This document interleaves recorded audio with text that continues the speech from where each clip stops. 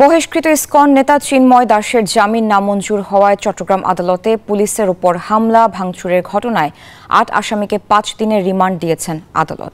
সকালে metropolitan magistrate Mohammad আলমগীরের আদালতে হাজির করে তাদের ৭ দিনের রিমান্ড আবেদন করলে তাদের ৫ দিনের রিমান্ড মঞ্জুর করা হয়।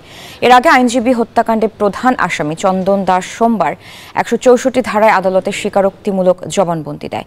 এদিকে রাউজান ও বোয়ালখালী থানার ৪ মামলায় সাবেক এমপি এবিএম ফজলে করিম চৌধুরীকে গ্রেফতার দেখিয়ে কারাগারে পাঠানোর নির্দেশ দিয়েছেন আদালত।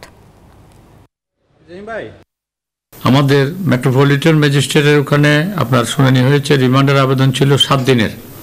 তো ৭ দিনের রিমান্ডের মধ্যে মাননীয় আদালত ৫ দিনের প্রত্যেকে ৫ দিন করে আপনার রিমান্ড মঞ্জুর করেছে।